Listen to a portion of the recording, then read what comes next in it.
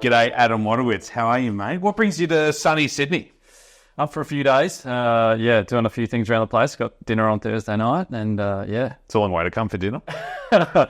it's going to be a good dinner. Yeah, I feel like the Shaw Smith dinners are always pretty good. Yeah. Nothing but halves, right? No, exactly. No, we're going all out. So the weather's been incredible. So, lovely to be back in the Harbour City. Good Chardonnay weather. Do you want a glass of Chardonnay? Perfect. Yep. No, it sounds great. Like that little segue there, straight into the to the Chardonnay. It's not your first rodeo, is it? No. Nor is it my first M3 Chardonnay. One of the classics. What was the line you said before? There's taxes and M3 Chardonnay. That's not my line. It is good though. Yeah, it's the wine itself has been around for a long time, and I think as we've kind of got to know the vineyards a bit more, we sort of settled on a few different parts of the hills that we think work really well. And I think when you're dialing into kind of Lenswood, which is our single vineyard side, it's a very different thing. Whereas, M3 is more about this expression of, tied together Lobethal, Lenswood and Piccadilly. Where did the name come from? M3, it was the original owners, so Michael Hill-Smith, Martin Shaw, and one of Michael's brother, Matt, was one of the original kind of people that stuck it in there. I think Matilda Hill-Smith's joined now, so she's ready to take up the M that's missing, so she's back in. So, it's good. I was really keen to chat to you about, because it's fascinating in your role as heading up this, amazing suite of brands that you get to work with now, and how you manage as chief winemaker and sort of joint CEO, how you manage to wear all those hats, and you've got all these new things, but then Shaw Smith is the OG, it's the heart and soul of the brand. Yeah. And how do you go about still giving all the attention that this wine needs with all the new things that you haven't to manage? Yeah, I think, Shaw and Smith has been, it's a beautiful thing in a lot of ways, and it's got such a wonderful history, and Michael and Martin have done such a good job at kind of starting at the base level and, starting out with Sauvignon Blanc and Chardonnay, and then, Pinot and Shiraz have kind of been later to the party. But I think it's very focused and it's very vineyard based. And I think those vineyards really keep us grounded, and that, whether it's taking our farming to another level or whether it's, dialing in and on what a certain vineyard is showing us, then that's the kind of way we've chased it. So it is amazing, like when you think of Shaw Smith, like people that have visited the cellar door, it's a beautiful cellar door, and people obviously see the wines on wine lists and out and about.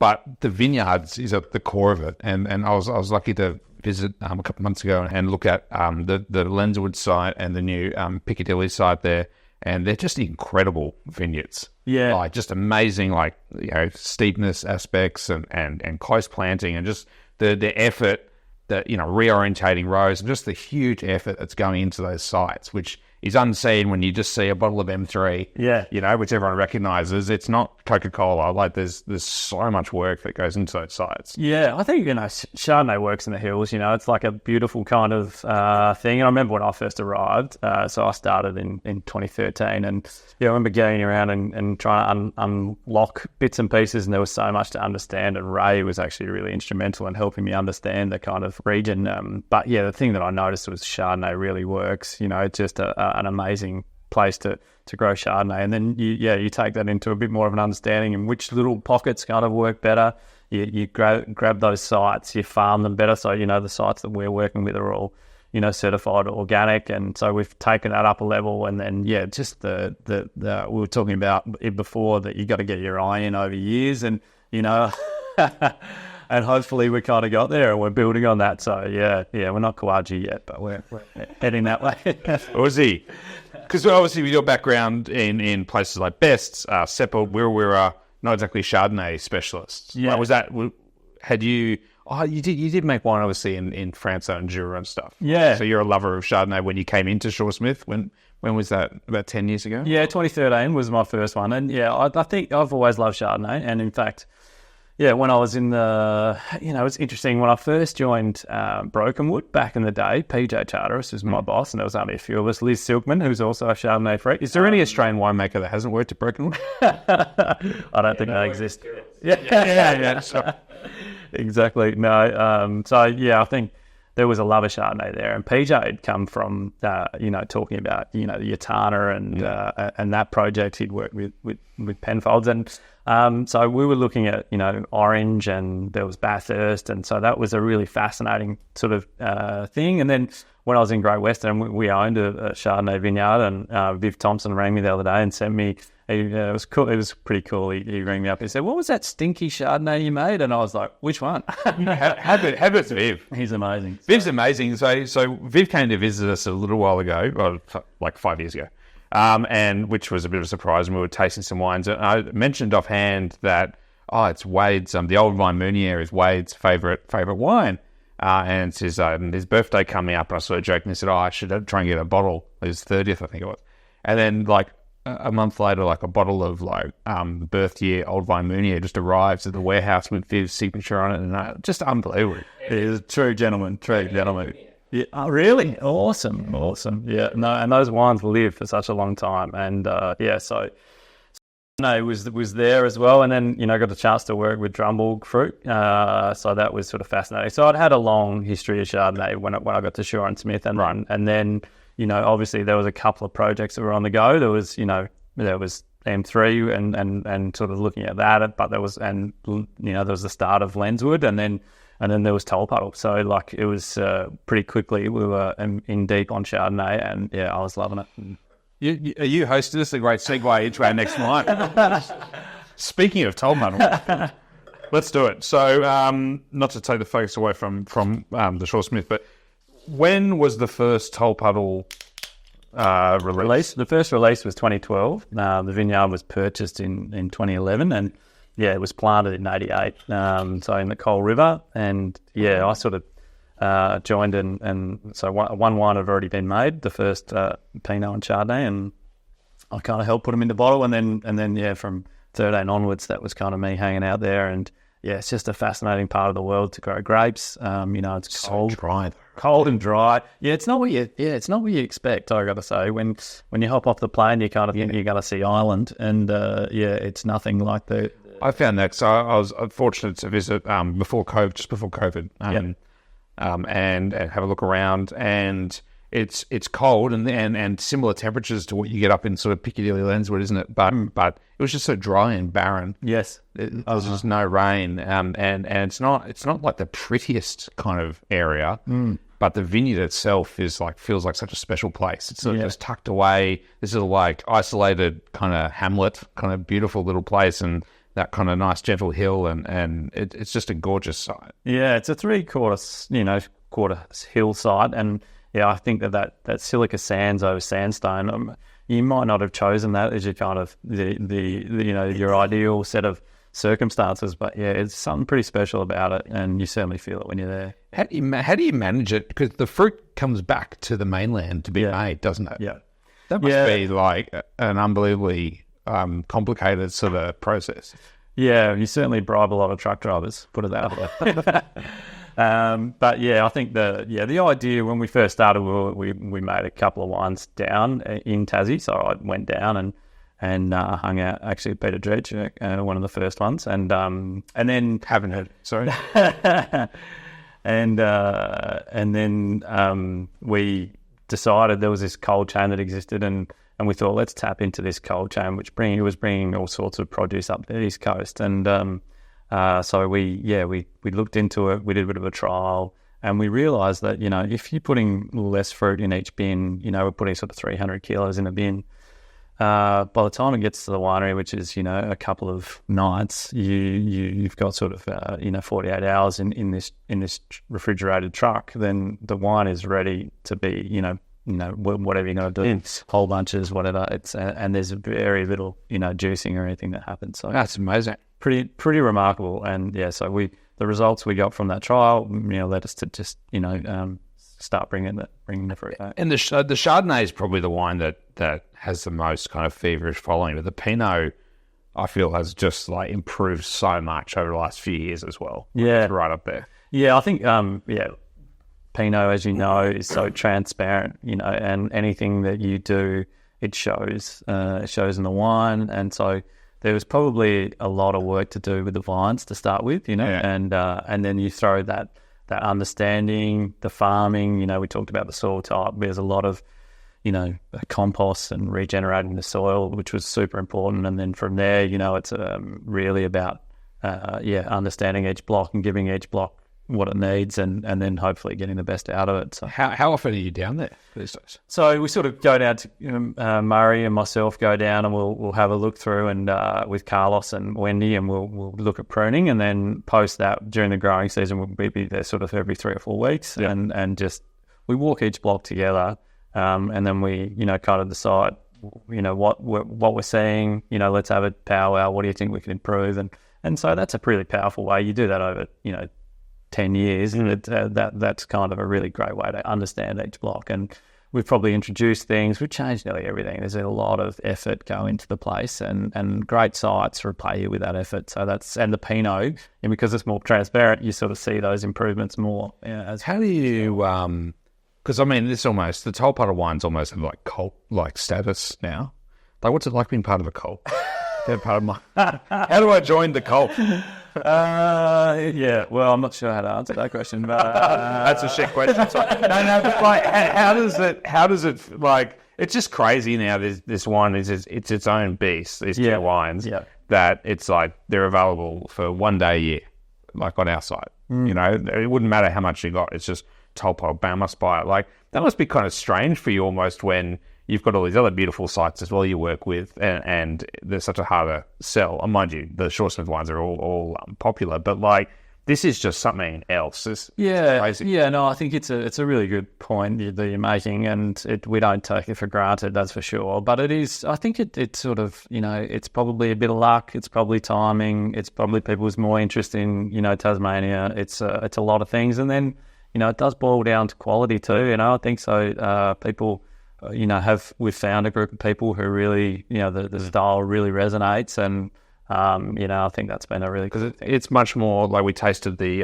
Short Smith Pinot, which is delicious, but this is like much more translucent and refined. It sounds like I'm being negative about the Short Smith. Like, it's beautiful, but it's just a different region. Like, the Short Smith is a lot more upfront, kind of obvious fruit and charm, and this is like much more subtle, kind of whispers at you. Yeah, it's a deeper wine, I think, and you know, I think it's a fascinating journey to be on. And I guess with that Pinot journey, you know, it's being across a few different things, I think is pretty cool from a couple of points of view. One is, if you've got Tolpuddle in the same building as you know, the stuff that we have from the Adelaide Hills with Shore and Smith, then you kind of, there's a level of that you know, wanting to make sure that you are getting the most, or two things. One, you're trying to get the most you can out of each site, because that one's performing really well already.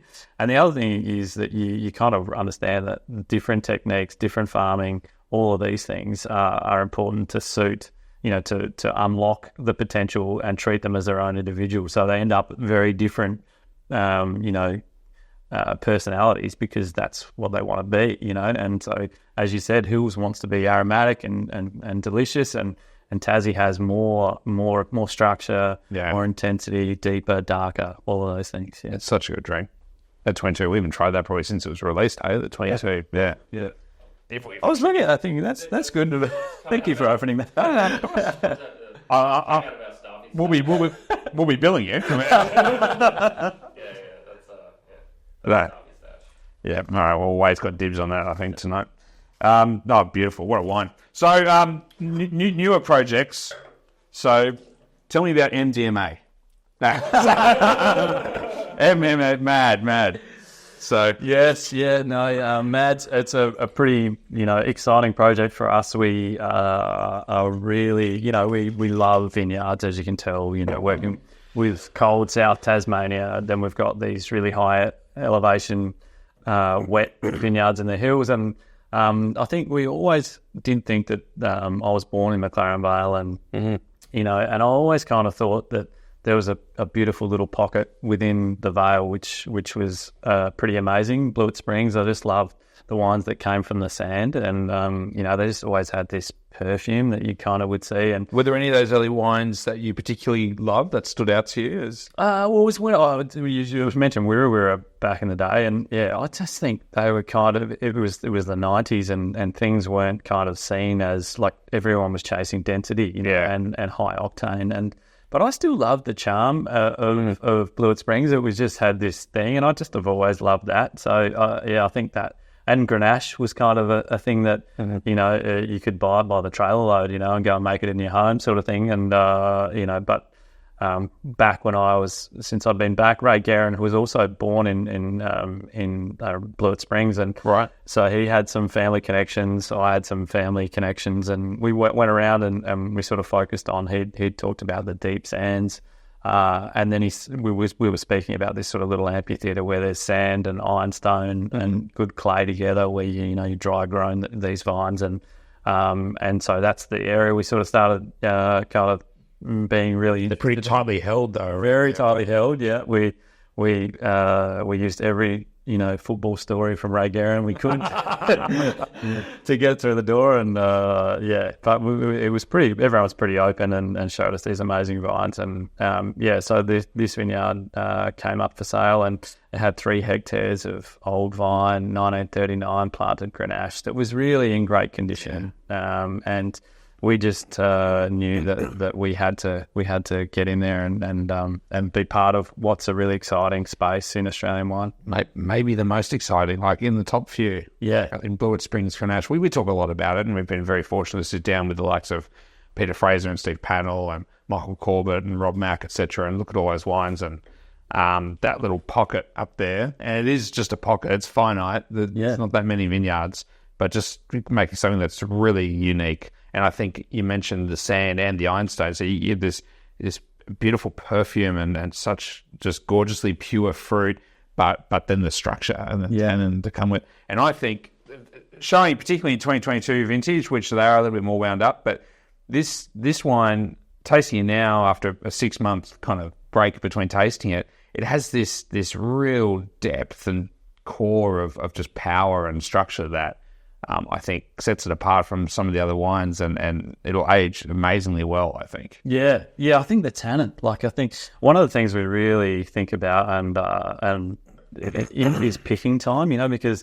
I've always spoken about you're trying to keep things fresh and think about the natural acidity and having a great pH is all good stuff.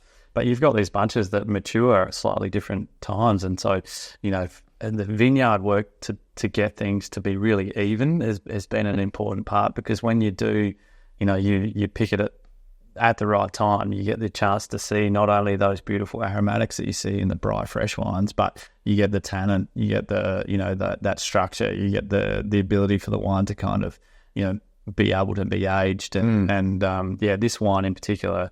It was so wound up and so, driven by that structural tannin that we bottled it after the following year, and so I think for us that's been a really fascinating one to watch. And I draw a few similarities to sort of the journey with Pinot in Tassie as well. Well, but your names are on the Tolpuddle labels, right? So MMAD, not MD, MMAD, so... Michael, Martin. I don't know. Should we go alphabetical? Martin, Michael, Adam, David, right? So obviously Michael Smith, Martin Shaw, yourself, and your co-CEO David Lemire. So probably better than using the last names. Yeah. Well, so I looked at this earlier. SSWL, right? Swill. Well, we could have had you in the meeting, it is. I mean, it's funny you do these things, and it was potentially a bit of a holding name to start with, and then it just kind of grew on us, and then the idea of the label kind of came about from sort of a 1930s New York wine list, and so. But it's just kind of very elegant and simple. But I guess where I was getting to is having your name in there. Do you feel, and being from McLaren Vale originally, do you feel a particular affinity for this project and maybe seeing it from its very beginning compared to some of the... I know you've got all your children, you love them all, but like, do you feel anything differently towards MAD? I think, I feel something for all of them, as you say, but there is something cool about old vines, and I think there's, it's probably as the group of viticulturalists and winemakers and our team, we're not dealing with old vines in some of these other projects. They're younger vineyards, they're younger places to grow grapes. And, I think there's no better story than telling, like, Wendy, who does a lot of work in the vines in Tolpuddle. She came to MMAD and she's looking at these vines and she's like, oh my God, I can't believe how long this vine has been in contact with this dirt. And it's wild. It's wild, isn't it? It's something with old vines, we throw it around a lot, but until you really get in there and look at these vines and walk the vineyards and just think about the fact that 1939, right? Like World War II was starting, and some bloke planted a vineyard, and it's just crazy, isn't it? Yeah, it is crazy. Yeah, I think some things that I think about is like, that there was no one was really thinking about irrigation at that point. So, that's why you can dry grow. There's very little frost because you're sitting in the foothills overlooking, the ocean, and, then there's a great, symbiosis between, the having that soil type that then can hold moisture, so the vines can access it and they can get deep roots. So, yeah, it's a fascinating thing to unpack. Mark, I remember talking to Marco Cirillo like a long time ago and talking about his old vines, right? And he said they're not good because they're old. They're old. Sorry. Yeah. No, that's right. Yeah, they're not good because they're old. They're old because they're good. Yeah. In that this is planted in the right place and treated the right way. And they had to dry grow and they couldn't irrigate and they didn't have disease management and stuff. So it had to be a really appropriate place for those vines. Yeah. And it had to be making great wines to even not get ripped up and to stay in the ground. Yeah. And now that's what's made them old now, which then obviously has all these other benefits, rather than just this assumption that every vineyard gets old and there's good ones and there's bad ones. Yes. Oh, that's dead. Yeah, I mean, there's not a true words being spoken. Yeah. How good. And I mean, we have not got them here, but the Shiraz is beautiful. The Chenin Blanc is super exciting. Yeah, I think super exciting. That's a really exciting thing that, David Lemire, to be fair, was always on, and and I think he tiny rings for this. Yeah, thank you. He was his interest in the Noir and also what's happening in South Africa, and the variety has the ability to kind of age as well, and if you treat it ambitiously, you can make some really fascinating wines, and I think that's been the journey for us and Shannon, and it's super exciting. Yeah. Now I wanted to pour this wine because what was really clear to me when I was hanging out down at the winery was there's all these classic kind of styles, particularly in the Shaw and Smith umbrella, but there's definitely a culture within the Shaw and Smith of like innovation and thinking ahead and trying new things. And I think that's really admirable for what is like a mature business now, to still be trying new things. So this is the Other Wine Co., which is, I guess, the little play brand to do interesting little things from around the hills that don't fit under Shaw and Smith. And this is Sauvignon, which, with your background in Jura, so when exactly will Shaw and Smith become like a hipster brand? Is that happening? Well, I think, the spirit of what we do is, we're absolutely wine tragics, and we do that idea of like, we say it internally that if we don't mess up a wine once a year, then we're not trying hard enough, so we really want to push boundaries. And I think the Other Wine Co. has given us a chance to kind of think a bit like there's some things that we're doing to build on these vineyards and unpack more and whatever. And then it's nice in your mind in terms of the creativity of this side of winemaking to think, what if there was no rules? What if we just thought, what do we want to be doing, and let's try this, let's try that. And so I'd obviously had spent time in the Jura, and I think that's where I was kind of thinking about the nose to tail kind of winemaking that they do. They everything from Cremant all the way through to Muckvan, and you pick stuff early, and you have Van de Pay, and then you do Vajun, and so amazing place. And the Chardonnays are ripping, and so again, pretty amazing stuff. And the other thing that I thought about at that time was that because you're on the French side of the Swiss Alps, or you're in the French Alps here, you have this acidity that is crazy, and so you use oxygen to kind of tame the acidity in a lot of ways. And so that's what we were kind of thinking about And I know we're not the first to do it in Australia, but we thought let's have a crack at something that's underfloor. And yeah, so Matt Large kind of headed it up and did a great job. And we sort of went to the AWRI. They have one, commercially available floor yeast that they kind of sell, but they had a couple of suitcase ones that were hidden, and and then were found in the 70s or something. Someone dragged them back in their pocket, or I don't know. There's a Cloak and Dagger story there somewhere, but I love the AWRI. By the way, shout out. But big watchers of the show. Buy some wine. And so we grew these yeasts, and they were just like physically they were different. And then we inoculated this Sauvignon, which is the variety in the Jura, and yeah, we watched them grow, and for a little while it was like, oh, there's not much happening, and then all of a sudden they kind of started to really, head in their own directions and have their own interesting personalities. And and so we put a couple of blends together now, and yeah, it's fascinating. It gets that, but we also wanted to keep it drinkable, so no fortification. It was all about that's the big thing about this wine. Like it's almost like a baby Jura in some respects. Like it's very approachable, but still get that kind of flory, oxy character there. Just to get just a little nod. Yeah. So this is like looking at this style, but hey, it's still about purity and drinkability first and foremost. Yeah. You mentioned about just quickly before we finish, you mentioned about the willingness to try new things and all that stuff.